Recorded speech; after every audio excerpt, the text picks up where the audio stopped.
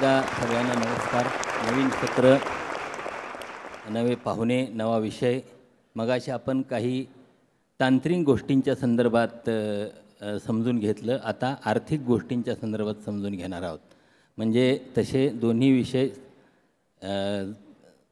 कला शाखेच्या लोकांना खूप क्लिष्ट, किचकट आणि गुंतागुंतीचे वाटणारे, पण त्या संदर्भात अत्यंत सोप्या भाषेत समजेल अशा भाषेत सगळं आपल्याला इथं माहिती मिळते, समजून घेता येते.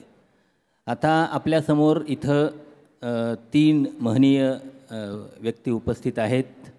एक आहेत विद्याधर अनासकर साहेब. हे सहकार बँकिंग या क्षेत्रातले तज्ज्ञ आहेत. राज्य सहकारी बँक, आपण त्या भूतकाळाबद्दल काय बोलायला नको, पण वर्तमान काळात त्यांनी खूप राज्य सहकारी बँकेच्या संदर्भात खूप उत्तम रीतीनं काम केलेलं आहे. दुसरे जयराज साळगावकर आहेत. भिंतीवरी काल निर्णय असावे, ही काल निर्णयाची वर्षानुवर्षाची भिंतीवरची परंपरा आहे. ती परंपरा तेवढ्याच समर्थपणे पुढे नेणारे आणि एकूण अर्थविषयाच्या संदर्भातले जाणकार असलेले जयराज साळगावकर आहेत. आणि तिसरे जे पलीकडं आहेत ते डॉक्टर नीरज हातेकर. म्हणजे आपण गेल्या काही वर्षात बघितलं की अनेक विद्वान, अनेक तज्ज्ञ सत्तेला सोयीचे सिद्धांत मांडत असतात, सत्तेच्या सोयीची कामं करत असतात आणि भविष्यातल्या लाभांचा विचार करून काही गोष्टींची मांडणी करत असतात. मला वाटतं याला छेद देणारी काही माणसं, फार मोजकी माणसं देशाच्या पातळीवर आहेत, राज्याच्या पातळीवर आहेत. नीरज हातेकर त्यातले एक आहेत.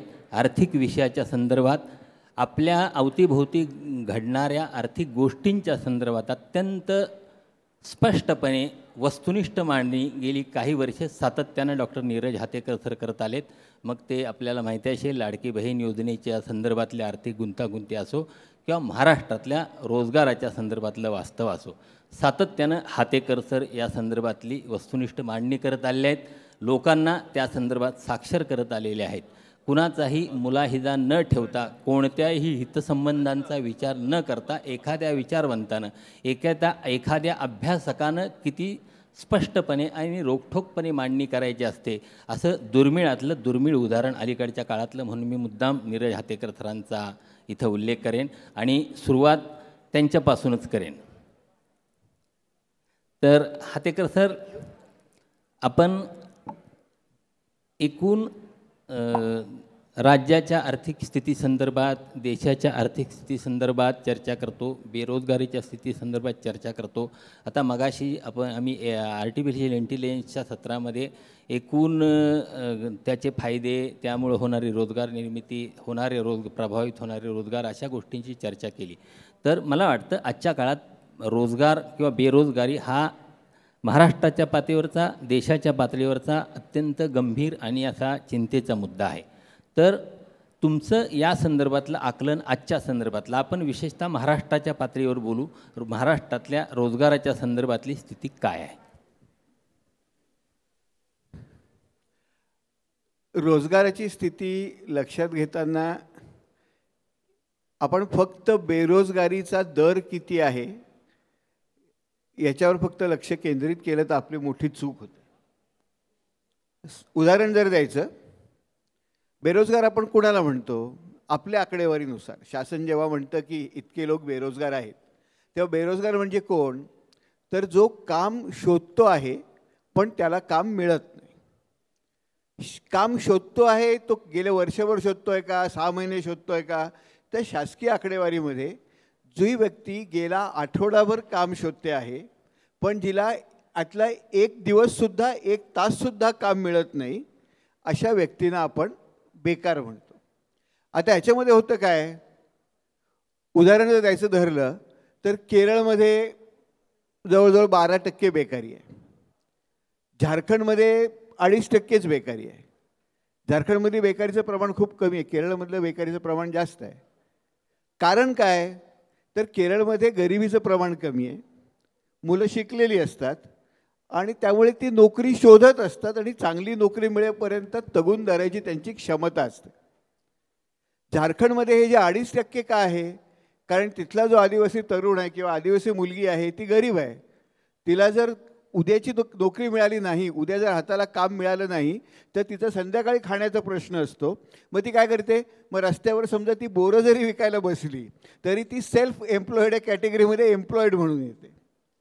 आणि त्यामुळे कृपा करताना आपण फक्त शासन जेव्हा सांगतं की बेरोजगारीचा दर कमी झाला आहे, फक्त त्या निकषावर आपण कृपया काय चाललं आहे, म्हणजे हे सगळं बरं चाललं आहे असा त्याचा अर्थ होत नाही.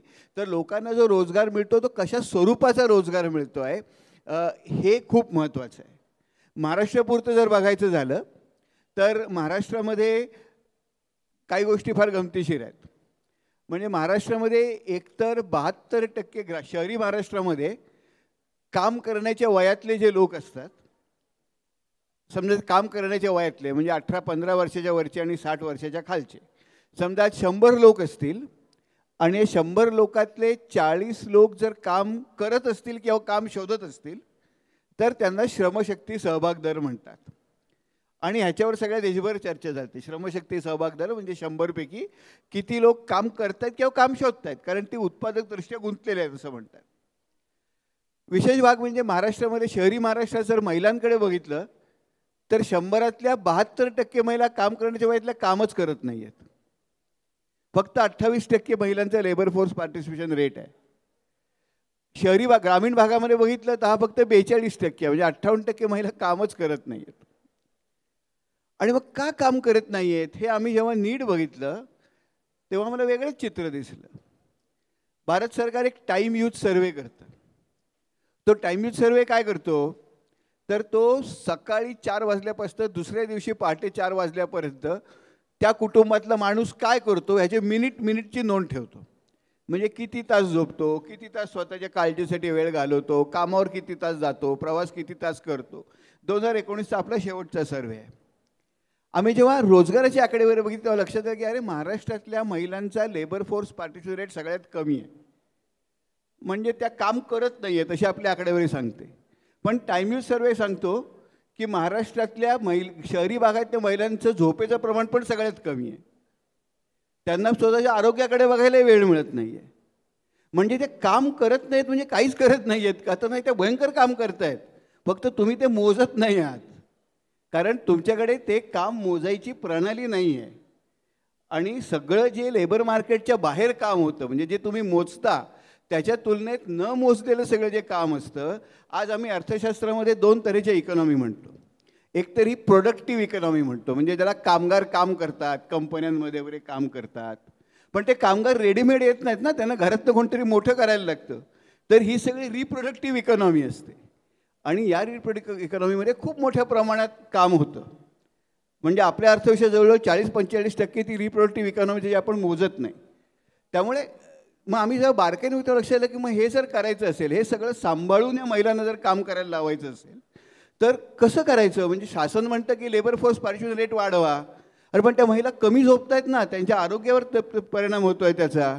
लान्सेटचा एक अभ्यास आहे, 2016 साली त्यांनी जगभरातल्या महिलांच्या आत्महत्यांचा अभ्यास केला आणि त्याच्यामध्ये जितक्या महिला जगातल्या आत्महत्या करतात त्यातले 36% भारतातल्या महिला असतात. आणि त्या सगळ्यांवर बहुतेक मानसिक तणावातनं असतात, कारण हे मॅनेज करणं अवघड जातं आहे. मग हे सोपं कसं करायचं इकडे आपण जास्त जर लक्ष दिलं तेव्हा आम्हाला लक्षात आलं की जर ग्रामीण म्हणजे साध्या पायाभूत सुविधा महिलांना असतील ना, शाळा जवळ असेल, बाजारपेठ जवळ असेल, बस सर्व्हिस असेल तर महिलांचं लेबर फोर्स पार्टिसिपेशन रेट वाढतं, रोजगाराचं प्रमाण वाढतं. त्यामुळे आपण फक्त रोजगाराकडे बघताना रोजगाराचं प्रमाण किती आहे न बघता त्या रोजगाराचा दर्जा किती आहे हे बघितलं पाहिजे. आणि त्या दृष्टीने आपण धोरणात्मक चौकटीकडे अधिक व्यापक दृष्टीने बघणं खूप गरजेचं आहे असं मला वाटतं. सुरुवात आपण ह्याच्यावरून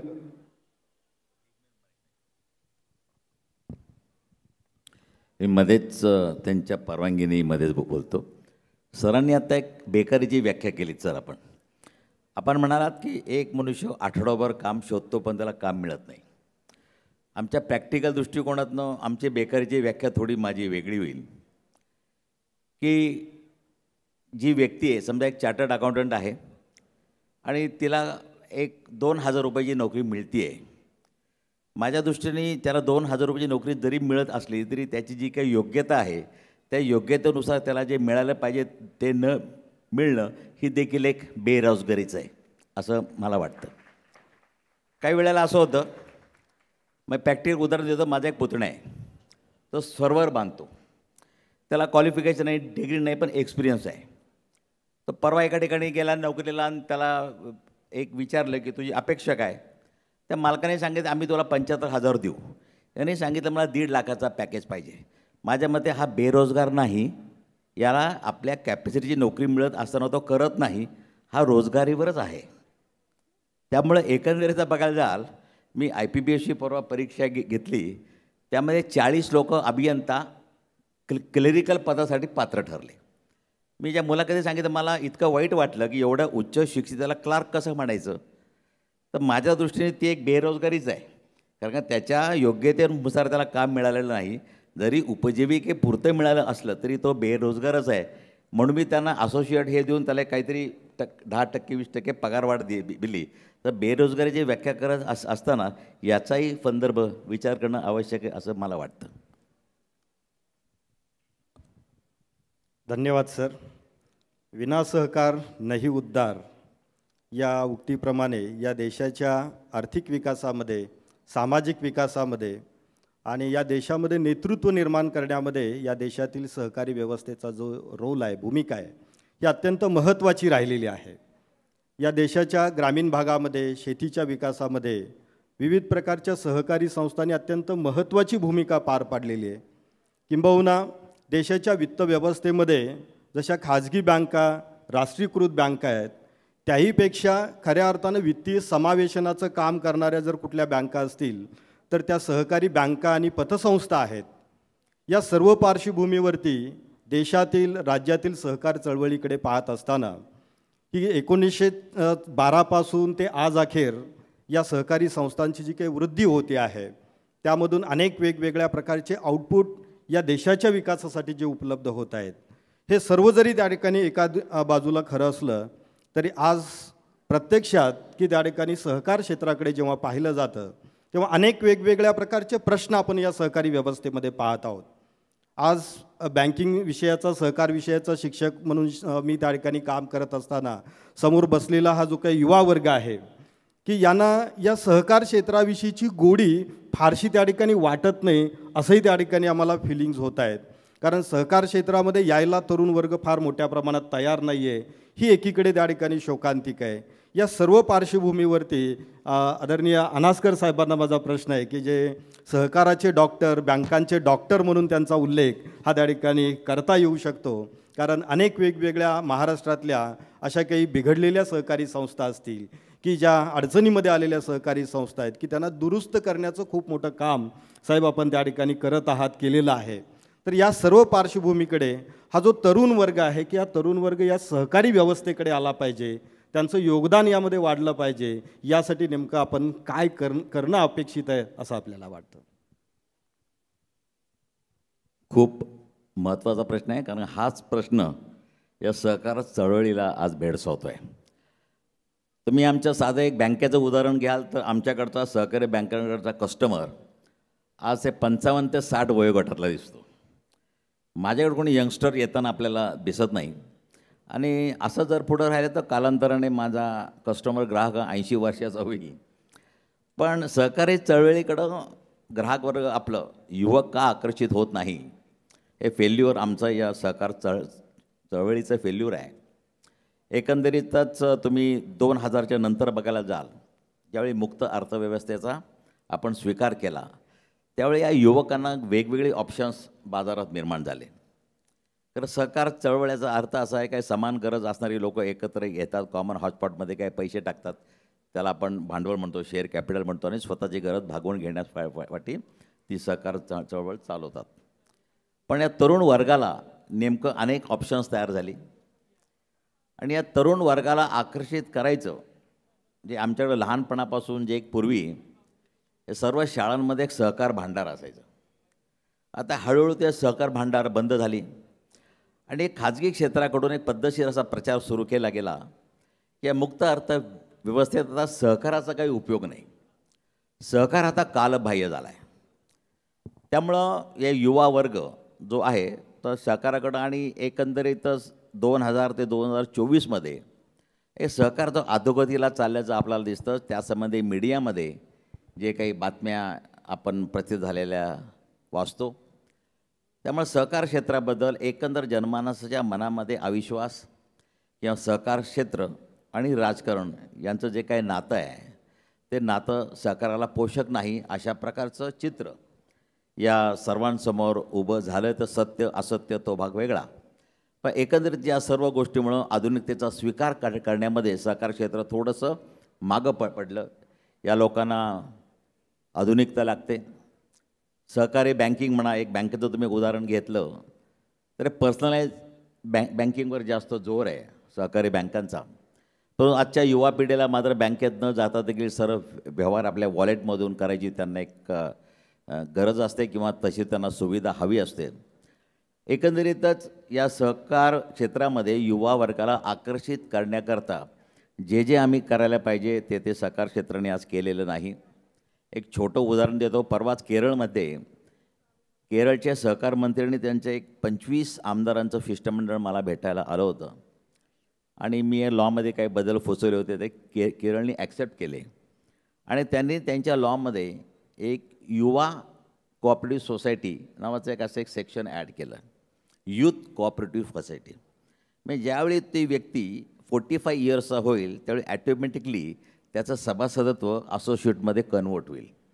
म्हणजे कायमस्वरूपी त्या संस्थेचं जे एक मॅनेजमेंट आहे हे युवकांच्याच हातामध्ये राहील. आणि दुसरी सगळ्यात महत्त्वाची गोष्ट ही शासन प्रणित चळवळ असताना शासनाने मात्र युवकांकडे लक्ष दिलेलं नाही. कारण का शासन प्रणित चळवळ याचा अर्थ असा की या काही सहकार क्षेत्रामध्ये जे काही संस्था स्थापन होतात त्यांना भागभांडवल पुरवायचं आणि त्यांना बाजारामध्ये उभं करायचं हे शासनाचं काम आहे. पण त्यांनी फक्त साखर कारखाने सूत घेणे आपल्या राजकीय हितसंबंधी लोकांनाच भांडवल पुरवलं गेलं. ते भांडवल परत करायचं असतं हे ही लोक विसरले आणि त्याचा स्वाहाकार केला गेला. तर मग कालांतराने बँका आणि सरकारने देखील हात आखडता घेतला. पण अशा प्रकारचे कुठल्याही युवकांना त्यांनी स्थापन केलेल्या सहकारी संस्थांना शासनाने भांडवल पुरवल्याचं उदाहरण आजपर्यंत तरी कुठं दिसलं नाही. तर मग शासन स्वतःच या युवकांना अवॉइड करते का काय या सहकार क्षेत्रापासून, असं एक मी परवा तो मुद्दा फार वरिष्ठ पातळीला बोललो. तर एकंदरीतच युवक वर्ग हा आकर्षित करण्यासाठी सहकार क्षेत्राने बऱ्याच काही गोष्टी करायच्या आहेत. आज मात्र आमच्याकडे युवक वर्ग दिसत नाही. हे एक फेल्युअर आहे सहकार क्षेत्राचं, असं मला मनापासून वाटतं. धन्यवाद सर. आपण बोलता बोलता बँकिंग क्षेत्राचा उल्लेख केलात की आज देशातील वित्तीय व्यवस्थेमध्ये अनेक वेगवेगळ्या प्रकारच्या बँका येत आहेत. तर या पार्श्वभूमीवरती या नवीन येणाऱ्या स्मॉल फायनान्स बँक्स असतील, पेमेंट बँक्स असतील, रिझर्व्ह बँकेचं ड्युएल कंट्रोल या संपूर्ण सहकारी व्यवस्थेवरती आहे. या नवीन बँका नवीन तंत्रज्ञान घेऊन मार्केटमध्ये त्या ठिकाणी उतरत आहेत. तर या पार्श्वभूमीमध्ये सहकारी बँका ज्या आहेत की त्यांच्यासमोर एक प्रश्न आहे की प्रॉफिटॅबिलिटी की कस्टमर सर्व्हिस, नफा मिळवायचा की सवलतीच्या दराने कर्ज पुरवठा करायचा, हा एक पेस या बँकांच्या समोर त्या ठिकाणी निर्माण झालेला आहे. तर याबद्दल आपल्याला काय वाटतं? त्याला जोडूनच एक प्रश्न मी विचारेन की ज्यावेळी हे जागतिकीकरणाचं वारं व्हायला लागलं, मोठमोठ्या बँका परदेशी बँका यायला लागल्या, त्यावेळी सगळं सहकारी संस्थांचं अस्तित्व, सहकारी बँकांचं, सहकारी पतसंस्थांचं धोक्यात आलं असं बोललं जायचं. पण त्याचवेळी एक वर्ग असा होता की 5 स्टार हॉटेल म्हणून आले म्हणून धाब्यांच्या अस्तित्वाला धोका पोहोचत नाही असं म्हटलं जायचं. तर तरीसुद्धा असं असतानासुद्धा हे परिस्थिती फारशी समाधानकारक नाही. याच्या पाठीमागं हा दोष राजकारणाचा आहे, त्यात राजकारण अधिक शिरल्याचं आहे की तिथं सहकार चालवणारी माणसं चुकीची आहेत. नाही, सरांनी कुंभार सरांनी जे विचारलं की या संपूर्ण सध्याच्या वातावरणात सहकारी बँकेचा नेमका उद्देश काय असं आपल्याला विचारलं. वास्तविकता सहकारी संस्था स्थापन होते ती, तुम्ही जर एक छोटा फरक बघाल तर एक सहकारी सोसायटीचं ॲक्ट आहे, समजा महाराष्ट्र कोऑपरेटिव्ह सोसायटी ॲक्ट आहे, या कायद्याअंतर्गत सहकारी संस्थांची नोंदणी होते. या ॲक्टचा उद्देश या संपूर्ण ॲक्टमध्ये तो ॲक्ट फिरतो तो सभासदांच्या भोवती फिरतो. म्हणजे सभासदांचं कल्याण हे त्या कायद्याचा उद्देश आहे. आणि ज्या कायद्याअंतर्गत बँकिंगचं लायसन्स मिळतं तो बँकिंग रेग्युलेशन ॲक्ट हा मात्र ठेवीदारांच्या भोवती फिरतो. म्हणजे हा त्या संपूर्ण 100% ठेवीदारांची सुरक्षितता, म्हणजे with the interest of the depositors असे वाक्य रचना प्रत्येक ठिकाणी आपल्याला रिझर्व्ह बँकेची दिसते.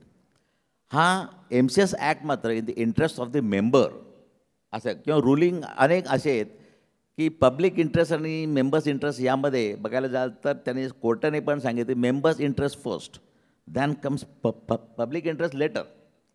त्यामुळे अशा प्रकारे आमचा उद्देश वेगळा आहे. त्यामुळे आमचा मॅक्झिमम प्रॉफिट हा उद्देश नाहीच आहे. आमचा जरुरी पुरता नफा आणि सभासदांचं हित. त्या बँकाचं बघायला जाल तर मॅक्झिमम प्रॉफिट त्यांच्या दृष्टीने मॅक्झिमम हा शब्द जिथे मिसिंग आहे त्यांच्या दृष्टीने ते चॅरिटेबल इन्स्टिट्यूट आहे. हे साधं उदाहरण 10 रुपयाची झुणका भाकर 20 रुपयाला विकली जात असताना तुम्ही 15 रुपयाला विकाल तर तो मॅक्झिमम प्रॉफिट नाही. हे हां, तर हा जो काय फरक आहे तर रिझर्व्ह बँकेला पाहिजे मॅक्झिमम प्रॉफिट. मी आता तुम्ही सगळ्या ठिकाणी बघायला जाल तर डिक्लेअर इंटरेस्ट रेट जर 6% असेल तर इफेक्टिव्ह इंटरेस्ट रेट हा 12% असतो. त्यामुळे जगलरी हा ज्यांचा स्थायी भाव आहे. जगलरी कशी करायची, काय करायची, लोकांच्या खिशातनं कसे पैसे घ्यायचे. मग इंटरेस्ट रेट चार्ज करत असताना डिमिनिशिंग बॅलन्सिंग म्हणायचं, डेली रिड्युसिंग, क्वार्टरली इंटरेस्ट, हे बेस या प्रकारे ज्या प्रकारे लोकांना फसवता येईल. मध्यंतरी मी एक पिटिशन दाखल केलं सुप्रीम कोर्टमध्ये, नाव घेतो, ICICI बँकेविरुद्ध मी दाखली. इव्हन ICICI बँकेविरुद्ध मी कवर स्टोरी लिहिली होती, अमानवी अनैसर्गिक अमानुष बँकिंगची माफिया ICICI बँक. माझ्याकडे ICICI बँकेची लोकं आली माझ्याकडे. इथले पोलीस कमिशनर, त्याचे 2 अधिकारी, इकॉनॉमिक ऑफेन्सेस विंगचे 2 इन्स्पेक्टर. मला वाटलं ते माझ्याविरुद्ध डिफॅमेशनची केस दाखल करतात. त्याने सांगितलं नाही नाही, आम्हाला डिफॅमेशनची केस नाही दाखल करायची, आम्हाला या भागाकरता एक सल्लागार पाहिजे. म्हटलं तुम्हाला सल्लागार नको आहे, न भुंकणारा कुत्रा तुमच्या दारात बांधायचा आहे. तर हा ज्या प्रकारे जगलरी आहे ती सहकार क्षेत्राला अपेक्षित नाही. इवन किंबहुना तुम्ही असं जरी म्हणाल तरी सहकार क्षेत्राला अशी जगलरी करता येत नाही, तेवढी बुद्धिमत्ता नाही असं म्हटलं तरी चालेल आम्हाला एक वेळ.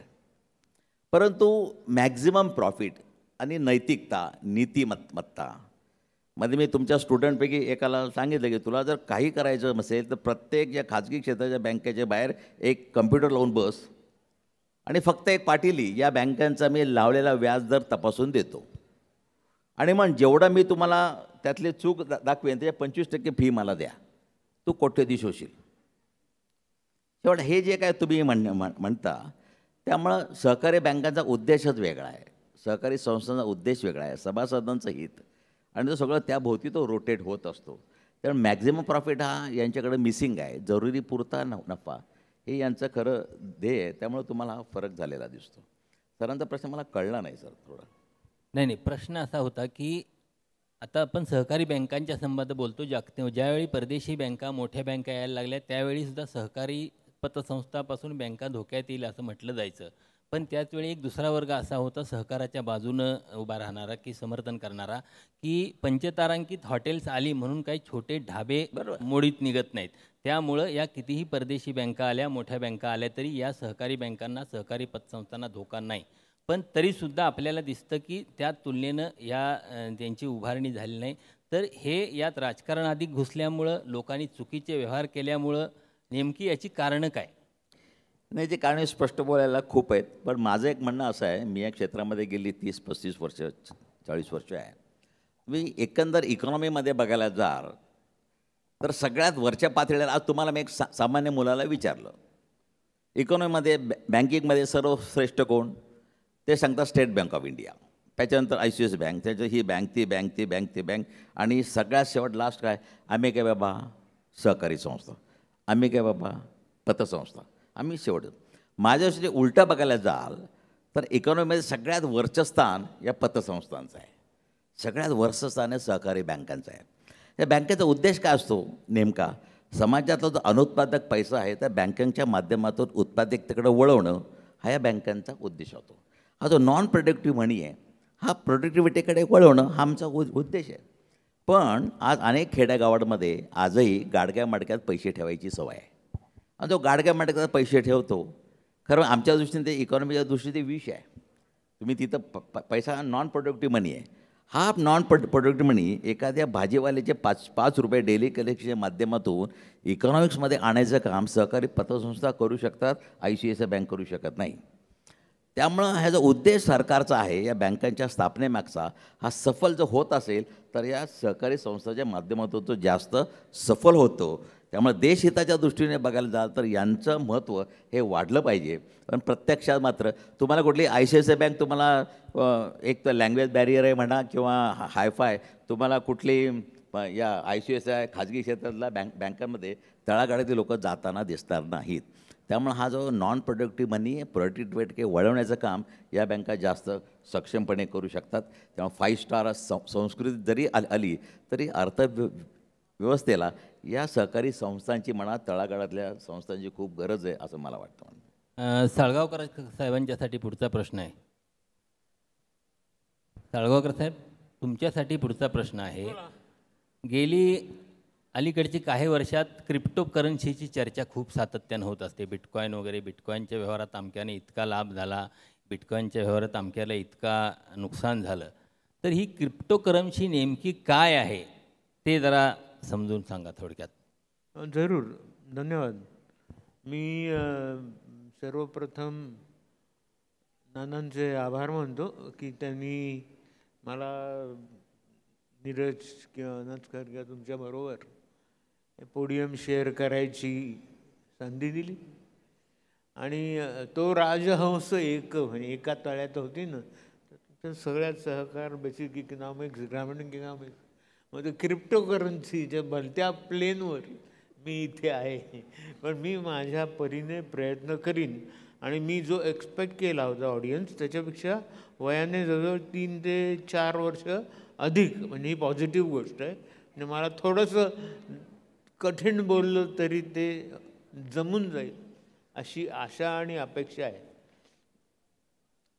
बघू यातून काही निर्माण होतं तर, कारण विषय कठीण आहे. एक पहिली 5 मिनटं मला क्रिप्टोकरन्सीवर येण्याच्या आधी पैसा हे त्याचं जे मूळ आहे आणि सबसे बडा रुपया, पैसा सगळं करतो, पैसा सार्वभौम आहे, पैसा म्हणजे येशू ख्रिस्त, पैसा म्हणजे कृष्ण, पैसा म्हणजे सगळं असं जे म्हटलं जातं त्याचं कारण काय आहे काय पैसा? एक तर तो मानव निर्मित आहे, ते काय सोनं नाही किंवा ती चांदी नाही. पण या पैशाच्या जोरावर तुम्ही एक माणूस दुसऱ्या माणसाला विकत घेऊ शकतो. म्हणजे ते गुलाम म्हणून असेल किंवा MD म्हणून असेल, पण अर्थ तोच. हा निर्मिला कोणी पैसा कसा झाला? तर यातलं पहिलं पुस्तक क्राउदरने लिहिलं. ते पंतप्रधान झाले मला वाटतं ब्रिटनचे का आणि काय झाले, इकॉनॉमिक्सचे संपादक झाले. ब्रिटिश गृहस्थ होते, आउटलाईन ऑफ मनी. आणि त्याच्या आधी ॲडम स्मिथने पैशाच्या आणि अर्थशास्त्राची मांडणी केली. आपल्याकडे एक गोड गैरसमज आहे की आर्य चाणक्य, लांब शेंडीवाले आणि मोठं कुंकूवाले, त्यांनी अर्थशास्त्राची सुरुवात केली. त्यांनी नीतिशास्त्राची सुरुवात केली. अर्थशास्त्र नंतर पैसा, मॉनिटरी इकॉनॉमिक्स ह्या सगळ्या डेव्हलपमेंटच्या जवळजवळ गेल्या 100 वर्षातल्या बरोबर आहेत आणि त्या मॉडर्न आहेत. आणि त्यांनी आपल्याला खाऊन टाकलं आहे. आपण सगळे पैशाचे गुलाम आहोत, आपण काही म्हणू. तर ते देवाणघेवाण करण्याचं माध्यम आहे, मुळात देवाणघेवाण करण्याचं माध्यम आहे. आणि बिटकॉईन आहे ते सुद्धा देवाणघेवाण करण्याचंच माध्यम आहे इव्हेंच्युअली. बिटकॉईन हे आभासी चलन आहे, म्हणजे तो भास आहे. ॲक्च्युली पैसा हाच भास आहे, पण त्याच्यात बिटकॉईन हा त्याच्या पलीकडचा भास आहे. 2005 साली ते अस्तित्वात आलं. पैसा आणि बँकिंगच्या इतिहासात बिटकॉईन ठरणार क्रांतिकारक. टेक्नॉलॉजी नेहमीच क्रांतिकारक ठरते आणि मानवजात ही टेक्नॉलॉजी, इनोव्हेशन, नवे शोध याच्या जोरावरच आत्तापर्यंत उमलत आलेली आहे, सजग होत आलेली आहे. आता बँकिंगबद्दल अनस्कर सर म्हणत होते, मला मोह आवरत नाही. जवळ 10 वर्षापूर्वी एग बँक, EGG म्हणजे अंड, एग बँक अशी एक बँक ब्रिटनमध्ये अस्तित्वात आली. त्या बँकेत एकही माणूस कामाला नव्हता, नाही आणि नसेल. मग त्या बँकेचा थ्रेट जाणून हे पसरलं, कारण इन्व्हेस्टमेंट कमी होती. मग ती ग्रँडलेज बँकेने विकत घेऊन डॉर्मंट करून ठेवली आहे. कारण सरकारपुढचा प्रश्न असा आहे की एक बँकेची टेक्नॉलॉजी आली तर कर्मचाऱ्यांचं काय करायचं? जे आज सर्वस्वी स्वामी आहेत बँकांचे जगभरच्या, युनियन असो नसो, ते ठरवतात. चांगलं असेल वाईट असेल पण ते ठरवतात, त्यांचं काय करायचं? पण एक बँक कधीतरी अंड घालणार हे निश्चित.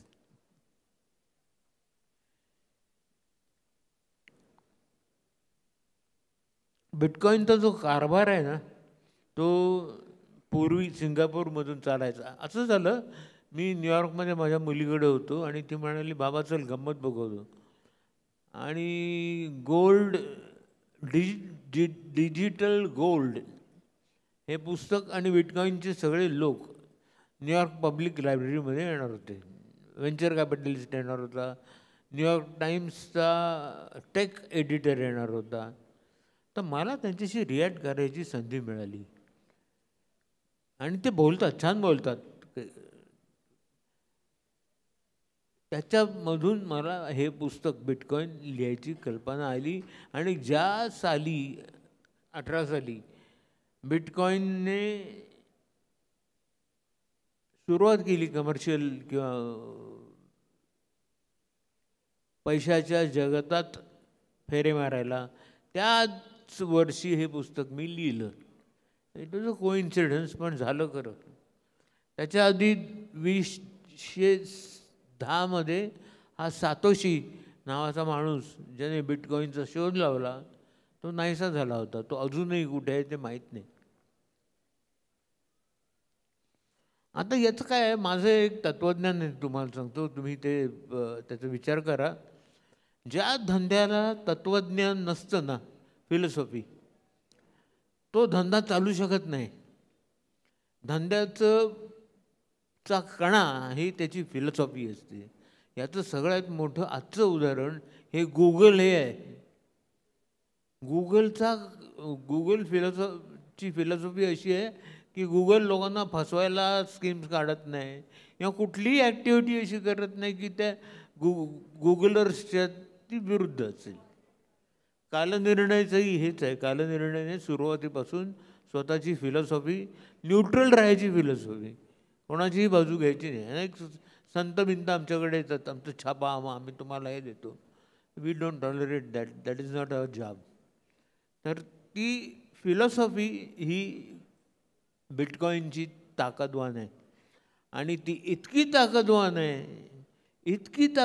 आहे की एके दिवशी ती अमेरिकेच्या फेडला आव्हान देणार आहे. ॲज इज सध्या आपण बघतो की कॅपिटल हिल, अमेरिकेचं जे मंत्रालय आहे त्यांची आणि फेडची, म्हणजे त्यांच्या रिझर्व्ह बँकेची मारामारी चालू आहे. असा एक दिवस येईल की अमेरिका आपली क्रिप्टोकरन्सी इंट्रोड्यूस करेल. हे करण्यामागे हेतू काय? मार्केट शेअर नाही मिळवायचं आहे. हा जो माजलेला बँकिंगचा वर्ग आहे, सॉरी साहेब, पण तो गेला आहे राजकारण्यांच्या हातात. आणि राजकारणी लोक तो सगळीकडे जगभर आपल्याला हवा तसा धोपटतात.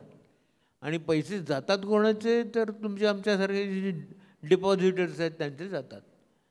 आता ते GPT आलं, फेस GPT ना, त्या GPT त्यांनी 3 बँका बुडवल्या स्कॉटलंडमध्ये.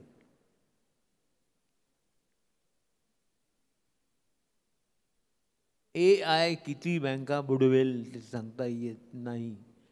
सावंतसाहेब बसलेत, त्यांना कदाचित कल्पना असेल पण ते बोलणार नाही, ते मला माहिती आहे.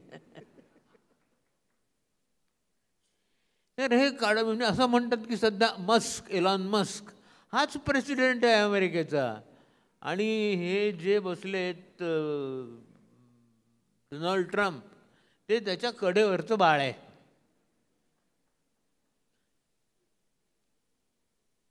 आणि लूट जनतेची होती हे वाईट वाटतं. हे एकमेकांना लुटतील ना तर काय हरकत नाही. तर याच्यामध्ये ज्ञानेश्वरीतला एक एक ओवी म्हणतो आणि थांबतो मी. कुबेर आतिला होय परी तो नेणे माझी सोय. कुबेर अतिला होय परी तो नेणे माझी सोय. संपत्ती मज सम नव्हे श्रीनाथही. मराठीत म्हणायचं तर मीच कुबेराहून संपन्न. अरे तो कुबेर काय, मी त्यापेक्षा श्रीमंत आहे आणि माझ्याकडे लोकांचे पैसे आहेत. लक्ष्मीपतीहूनही ऐश्वर्य. मीच शब्द, मीच सिद्ध, मीच शुद्ध, मीच सिद्ध. ब्रह्मदेवही पडला हलका. असा हा माज आहे. जे ICICIचे लोक 4 यांच्याकडे आले होते ना कन्सल्टंट नेमायला, त्यांच्यात तोच माज त्यांच्यात आहे. आणि ही सहकार, मला अत्यंत आदर आहे सहकार मर्जीबद्दल. विखे पाटलांची मी काम केलं एकत्र, शरद पवारांबरोबर केले. त्यांची ताकद, त्यांची व्हिजन, ज्या रीतीने ते झालं की विख्यानी कारखाना काढला आणि आज ज्या प्रकारे होत आहे त्या जमीनच माझा फरक आहे. अख्खा कारखानाच गिळतात. तर त्यामुळे बदलायचं असेल तर करन्सीचे नियम बदलायला लागतील, नवीन करन्सीज यायला लागतील आणि त्या करन्सीज रिझर्व्ह बँकेच्या कंट्रोलमध्ये असता नाहीत. त्या करन्सी स्वायत्त असल्या पाहिजेत. त्या लोकांच्या करन्सीज लोकांनी ऑपरेट केल्या पाहिजेत आणि ते बिटकॉईन करते. म्हणून मी बिटकॉईनला सुरुवातीपासून सपोर्ट देतो आहे. खूप शिव्या खाल्ल्या टनावारी, लोकांनी बदनामी केली. हा एजंट आहे, हा काहीतरी पॉन्झी स्कॅम आहे, हे विकायला आलेत. अरे ते बिटकॉईन ना, त्याला कागदाची किंमत नाही, कारण त्याच्यात कागदच नाही, डिजिटल आहे ना. तर मी इथे थांबतो. परत वेळ असेल तर माझ्याकडे या, नसलात तरी मला जे काय बोलायचं मी बरंचसं बोलून घेतलेलं आहे. धन्यवाद. तुम्ही अनस्कर सर, तुम्ही बोलणार आहे बिटकॉईन संदर्भात काय? नाही, समोर सगळा युवा वर्ग आहे. बिटकॉईनची निर्मिती कशी झाली, अमेरिकन इंटेलिजन्स त्यांना स्वतःच्या काही गोष्टी बाहेर जगाला कळू द्यायच्या नव्हत्या वगैरे वगैरे वगैरे. बिटकॉईनचं रेट त्यांनी 21 लाख मिलियनची फक्त 2060पर्यंत निर्मिती करायचं ठरवलं.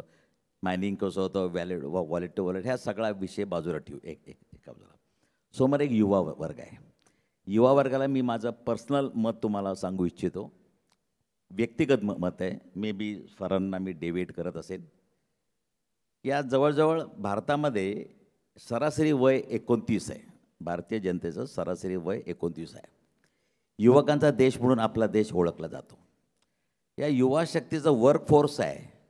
त्या वर्कफोर्सवर पंतप्रधान जगातली 3री महासत्ता भारताला बनवायचं आपण स्वप्न बघतो आहे. यामध्ये सरांनी सांगितलं आहे बिटकॉईन किंवा हे जे क्रिप्टो करन्सी आहे, यामध्ये सर इन्व्हेस्टमेंट आणि ट्रेडिंग 2 प्रकार आहेत.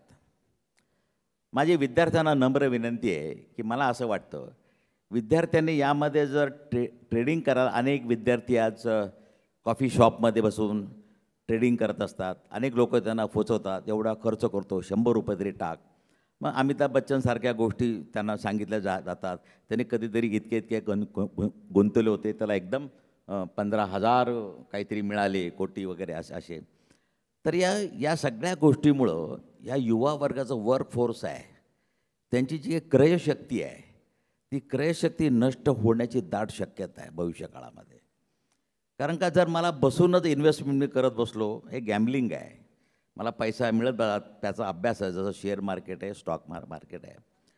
त्या युवा वर्गाची क्रयशक्ती आहे, तिला कुठंतरी मर्यादा यायची शक्यता आहे. त्यामुळे मला जर कोणीतरी सांगितलं अरे काही नाही, मी कधीतरी असे 10,000 गुंतवले होते, आज मला एकदम इतके कोटी मिळाले. आज मोह, लाभ आणि लोभ यामध्ये एका मार्केचा फरक आहे. लाभ हा रिझनेबल असावा. लोभ जर त्याला अभ्यासाशिवाय, स्टडीशिवाय, तर आपण यामध्ये अनेक लोकांची फसवणूक झाल्याचं आपल्याला दिसतं. अनेक नवीन लोकांना तर अनेक त्या खोट्या वेबसाईट उघडलेल्या असतात, तिथं जातात. त्यामुळे युवा वर्गाने या बिटकॉईनच्या किंवा क्रिप्टो करन्सीच्या इन्व्हेस्टमेंटमध्ये त्यापासून मला जो काय फायदा होईल त्याच्या नादी लागू नये आणि आपली क्रयशक्ती कमी करून घेऊ नये असं मला मनापासून वाटतं. थँक्स. जयराजजींचा एक मुद्दा पुढे घेऊन जाऊया आणि आत्ता हा मुद्दा. जयराजजी मगाशी जे म्हणाले की पैसा हा भास आहे, तो खरंच भास आहे. म्हणजे पैशाची गंमत अशी आहे की तो अस्तित्वात असलाच पाहिजे असं नाही. म्हणजे मी येताना एका दुकानामध्ये अर्धा किलो पेढे घेतले, त्यांनी मला अर्धा किलो पेढे दिले. मी काय केलं, मी त्याला वस्तू कुठलीच दिली नाही, मी फक्त त्याच्याकडे एक असा एक क्यू आर कोड होता, माझा फोन तिथे असा केला आणि काहीतरी झालं म्हणजे मी त्याला काय दिलं नाही, त्याने मला पेढे दिले. आता त्याने ते का घेतलं, कारण तो जेव्हा ते पेढ्याचा खवा आणत असेल त्या खवावाल्याकडे जाऊन तो सुद्धा असाच क्यू आर कोड करणार आणि त्याच्याकडे वस्तू त्याला काही मिळत नाही आहे पण त्याच्या बदल्यात त्याला खवा मिळतो आहे. म्हणजे पैसा नक्की आहे काय, तर पैसा ही गोष्ट अस्तित्वात असायलाच पाहिजे असं काय नाही, काहीतरी कॉन्क्रीट गोष्ट. लोकांचा फक्त विश्वास लागतो की हा पेढा माझ्याकडनं त्यांनी मला पेढा का दिला अर्धा किलो मी असं केल्यावर, कारण त्याला माहिती आहे की त्याने सुद्धा असं केल्यावर त्याला खवा मिळणार आहे. त्याचा जर त्याच्यावर विश्वास नसेल की मी हे दाखवल्यावर मला खवा देतील तर तो माझ्याकडनं येणार नाही. त्यामुळे पैशाचा सगळ्यात अंडरलाईन गोष्टी ट्रस्ट आहे, समाजाचा त्याच्यावर विश्वास असायला पाहिजे. एक जुनी गोष्ट आहे, एक कावथ्याच्याच पुस्तकात बहुतेक असेल, correct me if I am wrong, तर मावरी आदिवासी एका बोटीतनं बरेच दगड घेऊन, तिथे दगड हे पैसा म्हणून वापरले जात होते मावरी संस्कृती, गोल गोल दगड असे, आणि ती बोट चालली होती आणि तो एक व्यापारी होता, तो काहीतरी खरेदी करायला चालला होता. ती बोट वाटेत बुडली. आपल्याला वाटेल की ह्याचा पैसा गेला आणि याचा धंदा बुडेल, त्याचा धंदा नाही बुडला. ते पैसे समुद्राच्या तळाशी आहेत सगळ्यांना माहिती आहेत. त्यामुळे त्याने सांगितलं आता हे समुद्रातल्या तळातले पैसे तुझे आणि पुढचा जो आहे ते समुद्रातल्या तळातल्या पैशावरच व्यवहार करतो, कारण सगळ्यांना माहिती आहे की ते तिथे आहेत. तर पैशावर विश्वास असणे, अर्थव्यवस्थेचे दोन भाग असतात. एक तर हा सगळा फायनान्शियल भाग, तो करतो काय, तर अर्थव्यवस्थेतले व्यवहार अधिक सुलभपणे करता येतील हे बघतो. खरी अर्थव्यवस्था काय असते, तर वस्तू आणि सेवांची निर्मिती खरी अर्थव्यवस्था असते. म्हणजे अर्थव्यवस्थेत चपला किती निर्माण झाल्या, शर्ट किती निर्माण झाले, ट्रक किती निर्माण झाले, रस्ते किती बांधले गेले, या वस्तू आणि सेवा, वैद्यकीय सेवा किती तयार झाल्या, शैक्षणिक सेवा किती तयार झाल्या, इतर करमणुकीच्या सेवा किती तयार झाल्या. तर जे वस्तू तयार होतात, वस्तू आणि सेवा, त्याला मी रिअल इकॉनॉमी म्हणतो. आणि खरी अर्थव्यवस्था रिअल इकॉनॉमी असते. पण या रिअल इकॉनॉमीमधले व्यवहार विनिमय जर व्यवस्थित व्हायचे असतील तर तिथे तर एक चलनाची आवश्यकता असते, जे हे व्यवहार विनिमय करू शकेल. उदाहरणार्थ समजा मी ज्या पेढेवाल्याकडे गेलो, त्या पेढेवाल्याला मी जे पैसे दिले त्यातनं त्याला शर्ट घ्यायचं असेल आणि तो मला म्हणला की तू मला एक शर्ट दिलास तरच मी तुला अर्धा किलो पेढे देईन, तर व्यवहार होणार नाहीत ना. म्हणून हे व्यवहार होण्यासाठी जे एक मीडियम ऑफ एक्सचेंज लागतं आणि जे मीडियम ऑफ एक्सचेंज वास्तवात असायला पाहिजे असं काही नाही. या वस्तू इतर लोक आपल्याकडनं घेतील, विश्वास लोकांना लागतो. तर हा विश्वास जो आहे, म्हणून क्रिप्टोकरन्सीसारखे जे सेफ एक्सचेंजेस असतात ते होऊ शकतात. पण त्याचा धोका फक्त असा आहे, म्हणजे क्रिप्टोकरन्सी, जयराज जे म्हणाले ते मलाही मान्य आहे की क्रिप्टोकरन्सी सगळी चलनाची साधनं, विनिमयाची साधनं ही डिसेंट्रलाइज का होऊ नयेत. तर ह्याच्यामध्ये महत्त्वाचा भाग असा आहे की जर पैशाला जर विश्वास हा जर बेसिस असेल तर त्या विश्वासाच्या मागे कोणतरी खंबीरपणे उभा असेल पाहिजे ना. म्हणजे तुमच्याकडे जर खिशात एक 500 रुपयाची नोट असेल तर ते 500 रुपयाची नोट ही नोट नाही आहे, त्याच्यामागे लिहिलं आहे रिझर्व्ह बँकच्या गव्हर्नरची सही आहे की हा कागद माझ्याकडे घेऊन आलात तर मी तुम्हाला 500 रुपये देईन म्हणून. तर मागे एक संस्थात्मक स्ट्रक्चर आहे ज्याच्यावर आपल्या सगळ्यांचा विश्वास आहे, म्हणून ते स्ट्रक्चर चालतं. जर डिसेंट्रलाइज आपण करन्सीज केल्या तर लोकांचा विश्वास त्याच्यावर कितपत राहील, आणि समजा ते म्हणजे तो विश्वास अनेक समजा मी माझं चलन सुरू केलं तर त्या चलनावर लोकांचा माझा विश्वास किती राहील, तो मी किती दिवस टिकवू शकेन. आणि मग अर्थव्यवस्थेचं जेव्हा नियंत्रण वायडर करायचं असतं तेव्हा महागाई फार वाढली अर्थव्यवस्थेमध्ये, तर रिझर्व्ह बँक म्हणते की आता आम्ही पतपुरवठा कमी करू. मग ते बँकांवर काहीतरी नियंत्रणं घालतात, मग बँका कर्ज देण्याचं प्रमाण कमी करतात, अर्थव्यवस्थेला पैशाचा व्यवहार कमी होतो. तर या सगळ्याचं नियंत्रण कसं करायचं, हे दोन नवीन प्रश्न उभे राहतील. आणि एक सरांचा मुद्दा मी घेऊन पुढे जातो. मगाशी जो आपण भाग बघितला की ते म्हणाले की क्रयशक्ती कमी होईल, ते अर्थव्यवस्थे दृष्टिकोनातून जर बघायचं झालं तर आपण मगाशी जे म्हणालो की रिअल अर्थव्यवस्था जी असते, वस्तू आणि सेवा ज्या उत्पन्न होतात ती खरी अर्थव्यवस्था असते. आणि वस्तू आणि सेवा कोण उत्पन्न करतं, तर माणसं उत्पन्न करतात. म्हणजे शेवटी अर्थव्यवस्था किती नीट चालली आहे याचं मूळ हे लोकांच्या कार्यक्षमतेमध्ये असतं, माणसांच्या कार्यक्षमतेमध्ये असतं. आणि माणसं कधी कार्यक्षम होतात जेव्हा त्यांच्यात गुंतवणूक होते. माणसांमध्ये गुंतवणूक करणे म्हणजे काय, तर त्यांच्या शिक्षणात गुंतवणूक करणे, त्यांच्या आरोग्यात गुंतवणूक करणे, याला मी ह्युमन कॅपिटल म्हणतो. आणि जोपर्यंत ह्युमन कॅपिटलमध्ये इन्व्हेस्टमेंट्स होत नाहीत तोपर्यंत उत्पादक माणसं तयार होत नाहीत. मग उत्पादक माणसं जेव्हा तयार होत नसतात तेव्हा आपल्याला मग त्यांना जे नोकऱ्या मिळतात, त्यांना जे काम मिळतं ते मगाशी सर जे म्हणाले ते फार चांगल्या तऱ्हेचं मिळत नाही. आणि म्हणून मग अर्थव्यवस्थेमध्ये एक मोठा जो प्रश्न बेरोजगारीचा तयार होतो, कमी क्रयशक्तीचा तयार होतो, अर्थव्यवस्था वाढीचा दर कमी असण्याचा जो आता आपण म्हणतोय 5%सुद्धा आपला ग्रोथ रेट नाही आहे या वर्षी. म्हणजे गेल्या 2019पासून भारताचा ग्रोथ रेट 5%च्या आसपास आहे जेमतेम. आणि म्हणजे पूर्वी तो 6-6.5% तो कमी झाला आहे. तर या सगळ्याचं मूळ आपण मला वाटतं शिक्षणाची गुंतवणूक करतो आहे, आरोग्याची गुंतवणूक करतो आहे, तिथे आपण कमी पडतो आहे. आणि हा महत्त्वाचा मुद्दा आपल्या चर्चेत आला पाहिजे. हां, तर हातेकर सर हाच तुम्ही ज्या मुद्द्यावर बोललात मी तिथंच येणार होतो, तुमच्याकडे तोच मुद्दा घेऊन येणार होतो की सरकार म्हणून असलेले प्राधान्यक्रम आपल्या गरजा म्हणजे आरोग्यसेवेची अवस्था अत्यंत चिंताजनक आहे. करोनाच्या काळात आपण बघितलं की सार्वजनिक आरोग्य व्यवस्था किती आपली दयनीय सार्वजनिक आरोग्य व्यवस्थेची अवस्था आहे. शिक्षणाच्या बाबतीतही तसंच आहे. म्हणजे ही दोन अत्यंत प्राधान्याची क्षेत्रं असतानासुद्धा सरकारी पातळीवरून यासाठी केले जाणारी तरतूद पुरेशी नसते.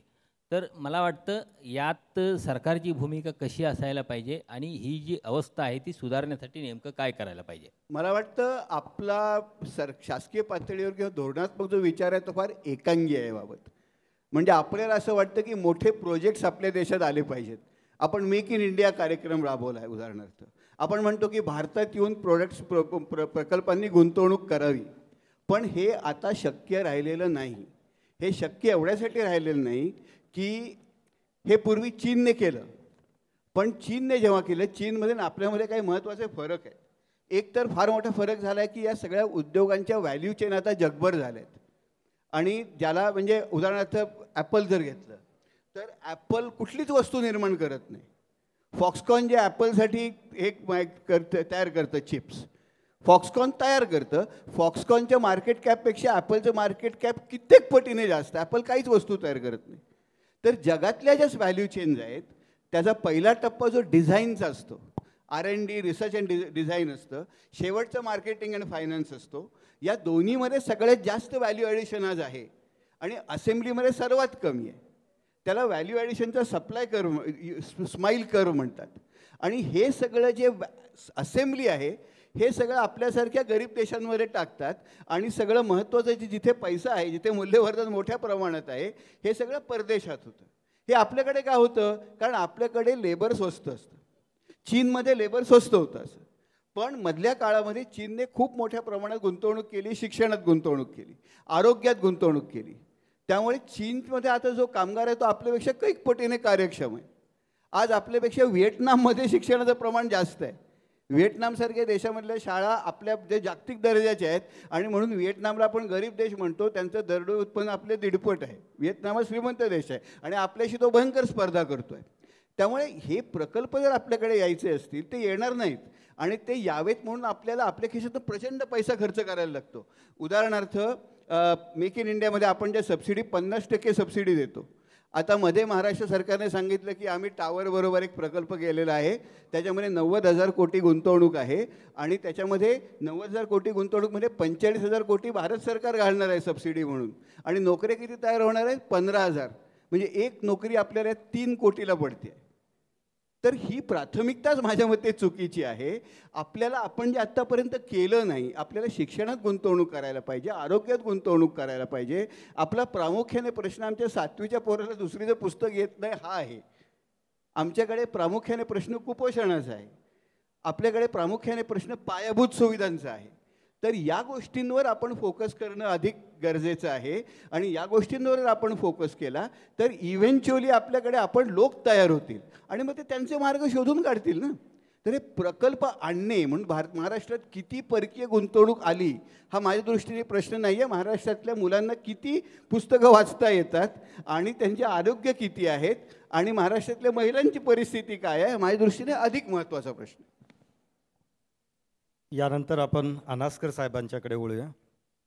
सहकार क्षेत्राच्या दृष्टिकोनातून सध्या सहकार मंत्रालयाची स्थापना करण्यात आलेली आहे आणि त्याला जोडून आपण या राज्यातील सहकारी शिक्षण आणि प्रशिक्षण सद्यस्थिती आणि याला अधिक गतिमान करण्यासाठी सहकाराला की या सहकारी शिक्षण प्रशिक्षण व्यवस्थेमध्ये काय करता येऊ शकेल यावरती आपण बोलावं.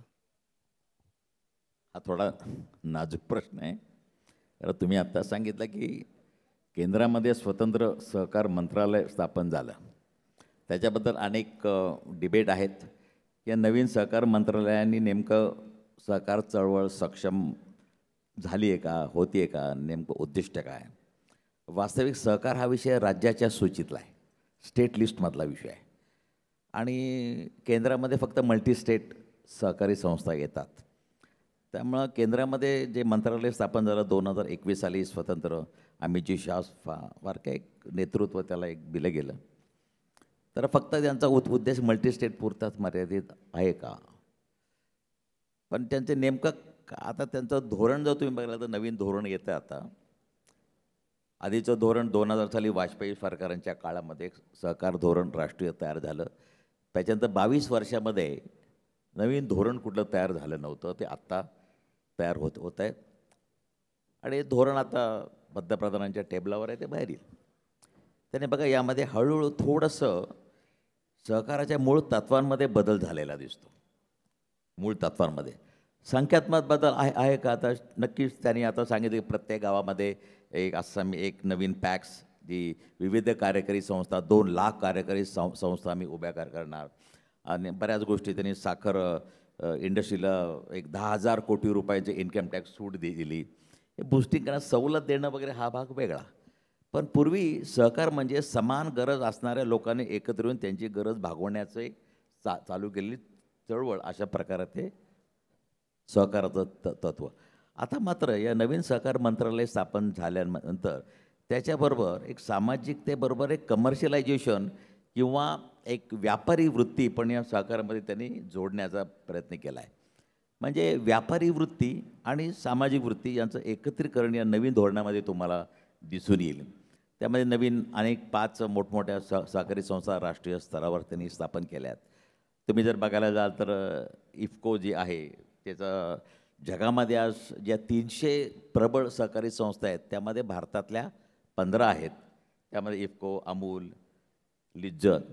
आता या सगळ्या लोकांना समजा लिज्जतचं उदाहरण घेतलं तर माझ्या आईने लिज्जत संस्था स्थापन केली म्हणून तुम्हाला सांगतो. लिज्जतचं उदाहरण घ्या तर पूर्वी फक्त या बायकांना काम मिळावं याकरता ती लिज्जत स्थापन केली. ती बायकांचं सक्षमीकरण करावं, लेडीजचं. पण हळूहळू त्याचं ब्रँडिंग बिटिंगचं हळूहळू बघायला जाल तर कमर्शियलायझेशनकडे ती वळायला लागली आणि जागतिक स्तरावरती मॅक्झिमम प्रॉफिट हे त्यांनी तत्त्व तुम्हाला आत्मसात केल्याचं आपल्याला दिसून येईल.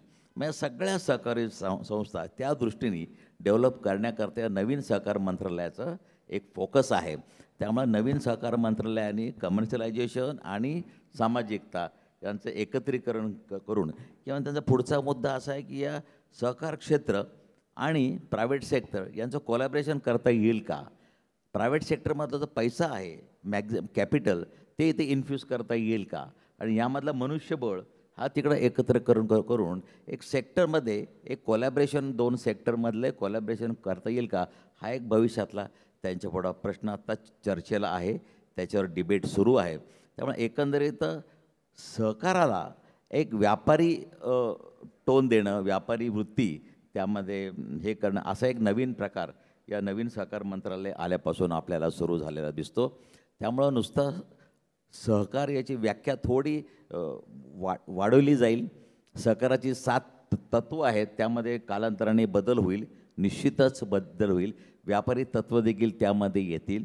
आता भांडवलाला महत्त्व, सहकारात व्यक्तीला महत्त्व आहे. एक व्यक्ती एक मत.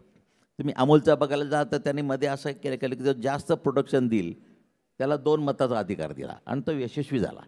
त्यामुळे हळूहळू तुम्ही जर कायदा त्यांनी हळूच बदलला आहे आता आणि सहकारी संस्थांना देखील एक बाजारातलं कॅपिटल तुम्ही तुमचे शेअर लिस्टेड करून ते कॅपिटल तुम्ही आणावं अशा प्रकारचं बँकिंग ॲक्टमध्ये त्यांनी बदल पण केला आहे.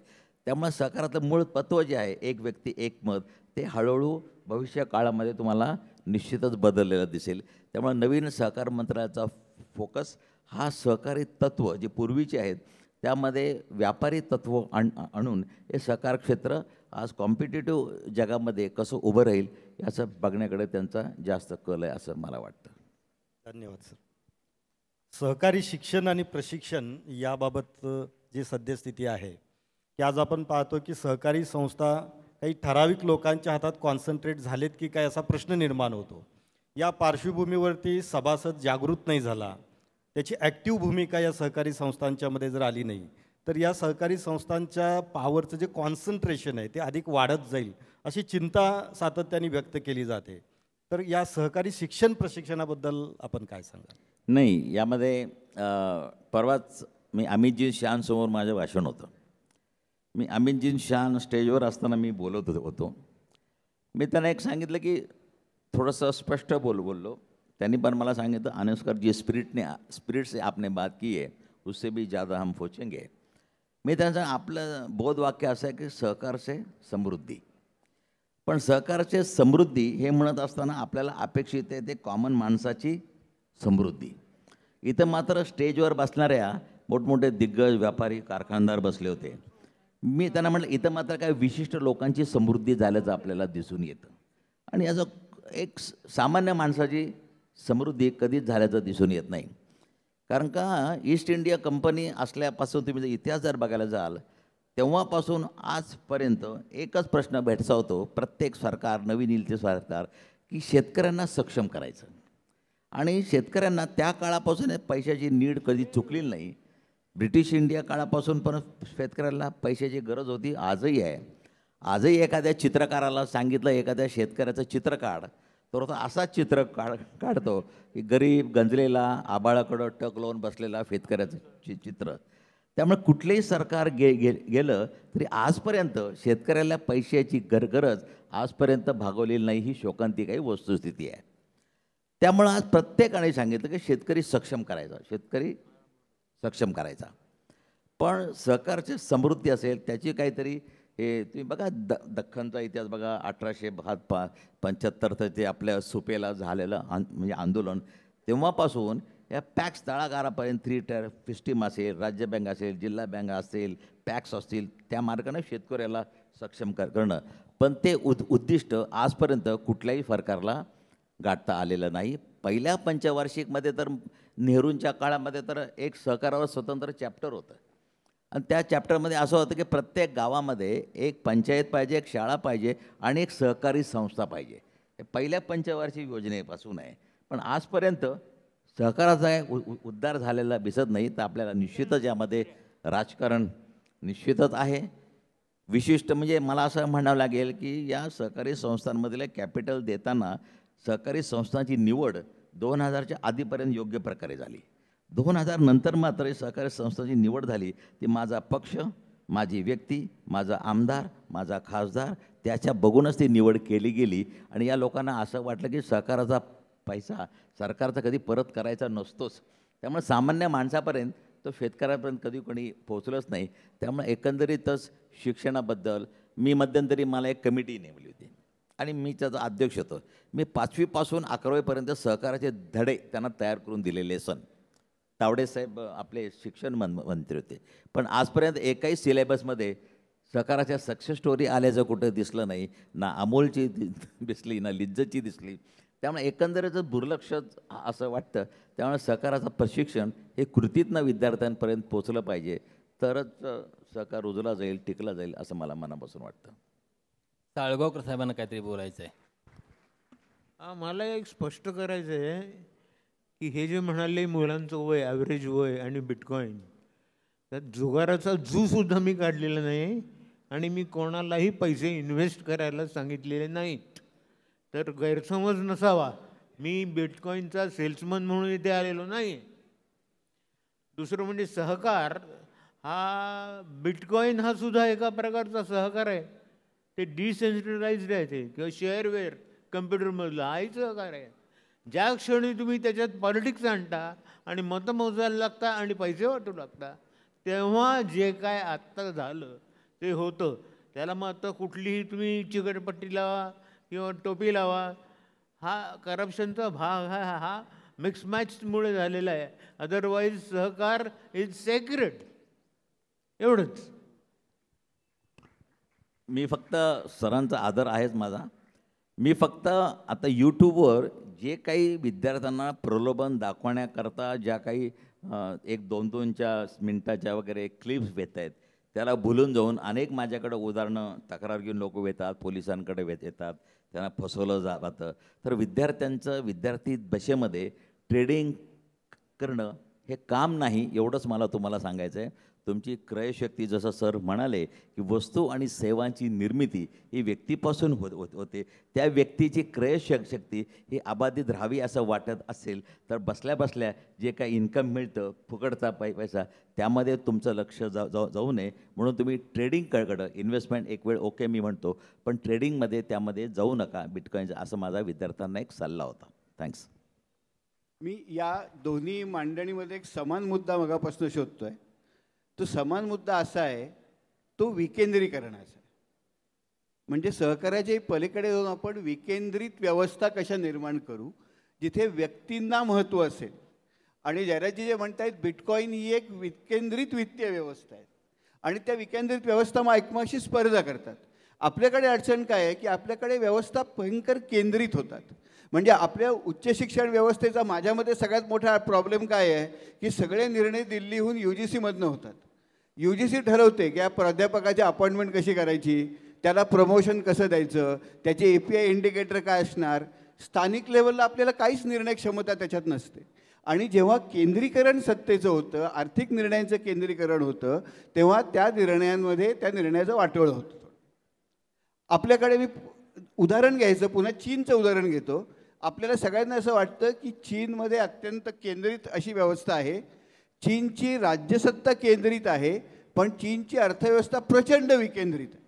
म्हणजे चीनमध्ये जिल्हा पातळीवर तालुका पातळीवर अधिकारी निर्णय घेऊ शकतात की माझ्याकडे गुंतवणूक कशी आकर्षित करायची, त्याला मी कुठला टॅक्स कन्सेशन देऊ शकून, मी त्याच्याशी स्वतः करार करू शकतो.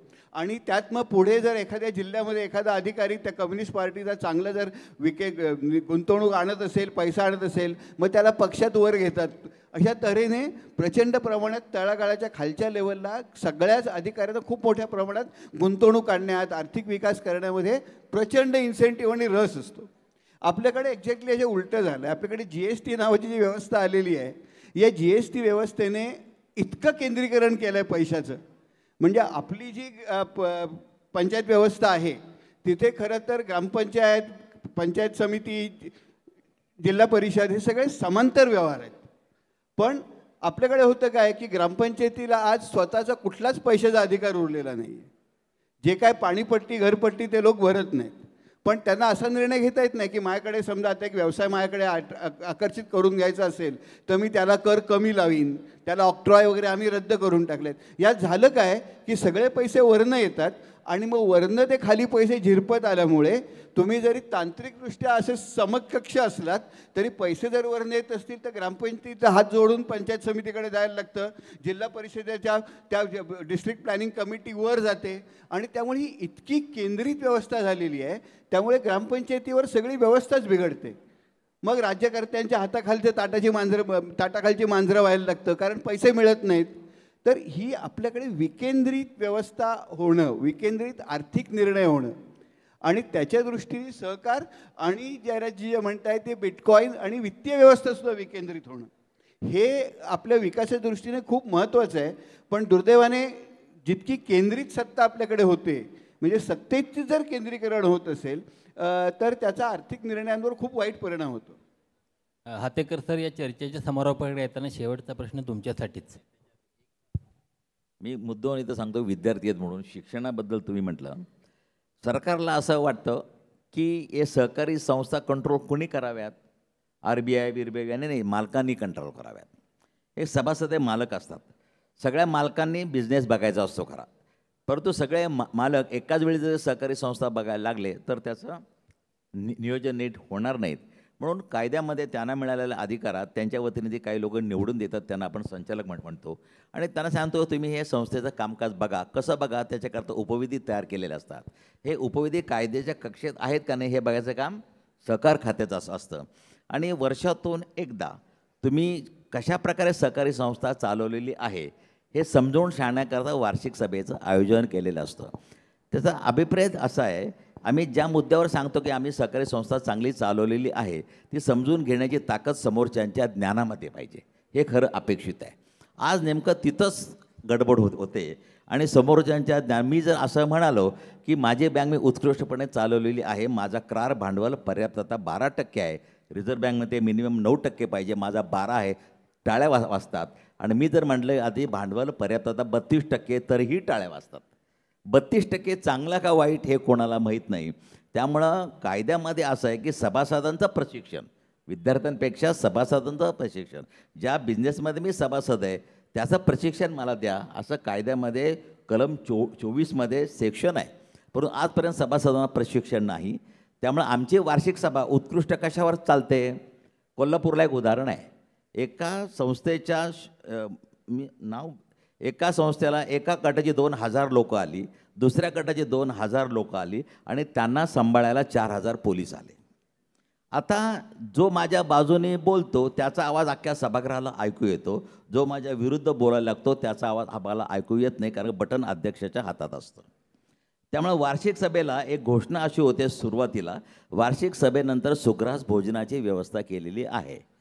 त्यावर ठरते की वार्षिक सभा चांगली का वाईट, भोजनामध्ये जिलबी आहे का काय आहे. त्यामुळे तुम्ही जे म्हटला प्रशिक्षण ते विद्यार्थ्यांचं नाही आहे, सभासदांचं प्रशिक्षण हे सरकारला अपेक्षित आहे. ते आज कुठेही होताना दिसत नाही. 30,000 लोकांची मेंबरशिप असते, सभेला फक्त 10 लोकं, 20 लोकं, 30 लोकं हजर असतात आणि एका मिनिटात 1 ते 10 विषय मंजूर होतात.